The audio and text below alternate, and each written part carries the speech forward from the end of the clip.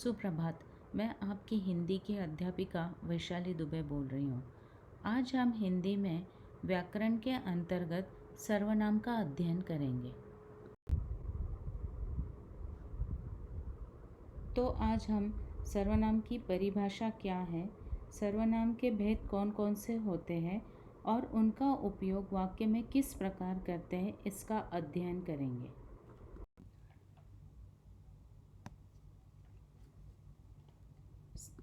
सर्वनाम के अर्थ को जानने से पहले सर्वनाम शब्द को ध्यान से देखिए। सर्वनाम शब्द में सर्व और नाम दो शब्द एक साथ जुड़े हुए हैं। सर्व का अर्थ है सभी प्रकार के और नाम का अर्थ है नाम वाले शब्द। तो सर्वनाम का अर्थ हो जाता है ऐसा शब्द जो सभी नामों की जगह आ जाए या सभी नामों की जगह प्रयोग हो, वह शब्द सर्वनाम कहलाता है। इससे सर्वनाम की परिभाषा बन जाती है, संज्ञा के स्थान पर जिन शब्दों का प्रयोग किया जाता है वह सर्वनाम कहलाते हैं। और सर्वनाम के उदाहरण हैं मैं, तुम, हम, तुम्हारा, आपका आदि। अब हम सर्वनाम के भेद देखते हैं।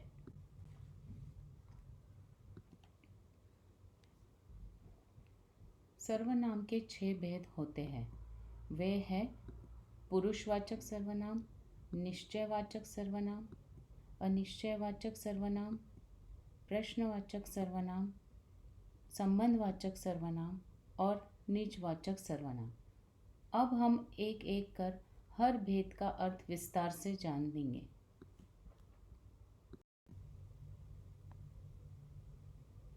सबसे पहले हम देखते हैं पुरुषवाचक सर्वनाम क्या है। जिन शब्दों का उपयोग बोलने वाले के लिए, सुनने वाले के लिए या जिनके विषय में बात हो रही है उनके लिए होता है, उन्हें पुरुषवाचक सर्वनाम कहते हैं। पुरुषवाचक सर्वनाम के 3 भेद हैं। वे हैं उत्तम पुरुष, मध्यम पुरुष और अन्य पुरुष। अब इन तीनों भेदों की हम विस्तार से चर्चा करते हैं। उत्तम पुरुषवाचक सर्वनाम। जिन शब्दों का प्रयोग बोलने वाला खुद के लिए करता है वह उत्तम पुरुषवाचक सर्वनाम होते हैं। इनके अंतर्गत मैं, मेरा, मेरी, हम, हमको, हमारी आदि शब्द आते हैं। जैसे मैं फुटबॉल खेलता हूँ। इस वाक्य में मैं उत्तम पुरुषवाचक सर्वनाम है। अब हम पुरुषवाचक सर्वनाम के दूसरा भेद मध्यम पुरुषवाचक सर्वनाम पर चर्चा करेंगे। जिन शब्दों का प्रयोग सुनने वाले के लिए किया जाता है वह मध्यम पुरुषवाचक सर्वनाम है। इसके अंतर्गत तुम, तुम्हारी, तुमको, तुम्हारा, आप, आपका आदि शब्द आते हैं। जैसे तुम कहाँ जा रहे हो। इसमें तुम मध्यम पुरुषवाचक सर्वनाम है। पुरुषवाचक सर्वनाम का अंतिम भेद है अन्य पुरुषवाचक सर्वनाम। जिन शब्दों का प्रयोग किसी तीसरे व्यक्ति के बारे में बात करने के लिए होता है वह अन्य पुरुषवाचक सर्वनाम है। इसके अंतर्गत यह, वह, ये, वे आदि शब्द आते हैं। जैसे दीदी ने कहा यह अच्छी किताब है। इस वाक्य में यह अन्य पुरुषवाचक सर्वनाम है।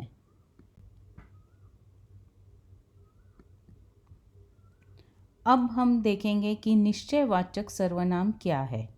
जैसे इसके नाम से प्रतीत होता है कि निश्चय मतलब निश्चितता और वाचक का अर्थ है बताने वाले। तो निश्चयवाचक सर्वनाम की व्याख्या है जो सर्वनाम शब्द किसी निश्चित वस्तु, व्यक्ति या घटना आदि की ओर संकेत करे उसे निश्चयवाचक सर्वनाम कहते हैं।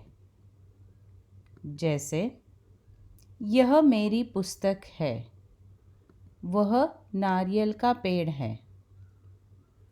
इन वाक्यों में यह, वह शब्द किसी चीज की ओर संकेत करते हैं।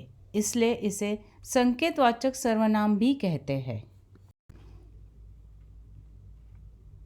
अगला भेद है अनिश्चयवाचक सर्वनाम। जिन सर्वनाम शब्दों से किसी निश्चित वस्तु, व्यक्ति या घटना का पता नहीं चलता है उन्हें अनिश्चयवाचक सर्वनाम कहते हैं। जैसे बाहर कोई आया है, वहाँ कुछ गिरा है, किसी ने कूड़ा फेंका है। इन वाक्यों में कोई, कुछ, किसी शब्द का प्रयोग उस शब्द के लिए हुआ है जिसे हम नहीं जानते या जो निश्चित नहीं है, इसलिए यह अनिश्चयवाचक सर्वनाम है।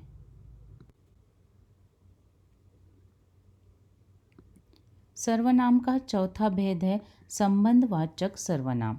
जो सर्वनाम किसी दूसरी संज्ञा या सर्वनाम से संबंध दिखाने के लिए प्रयुक्त हो उसे संबंधवाचक सर्वनाम कहते हैं। जैसे जो बच्चे परिश्रम करते हैं वह सफल होते हैं। यहाँ पे जो और वो संबंधवाचक सर्वनाम है। उसी प्रकार जिसकी लाठी उसकी भैंस या जैसी करनी वैसी भरनी, यह भी संबंधवाचक सर्वनाम के उदाहरण हैं। अब हम देखते हैं प्रश्नवाचक सर्वनाम क्या होता है। जिस सर्वनाम से किसी प्रश्न का बोध होता है उसे प्रश्नवाचक सर्वनाम कहते हैं। जैसे तुम क्या कर रहे हो, क्या राम पास हो गया, वहाँ कौन खड़ा है, यह काम कैसे हुआ। इन सब वाक्यों में क्या, कौन, कैसे यह प्रश्नवाचक सर्वनाम है। सर्वनाम का अंतिम भेद है निजवाचक सर्वनाम।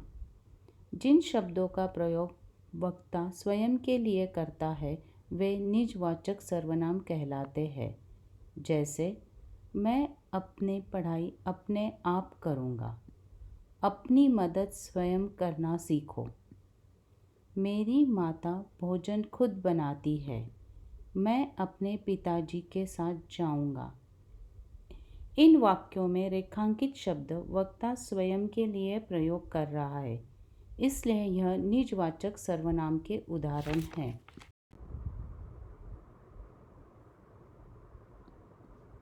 तो इस प्रकार आज हम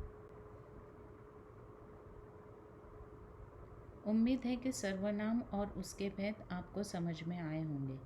इस पाठ से संबंधित कोई भी समस्या हो तो उसका हल हम स्कूल शुरू होने के बाद करेंगे। अगले पाठ तक के लिए मैं वैशाली मिस आप सबसे विदा लेती हूँ। धन्यवाद।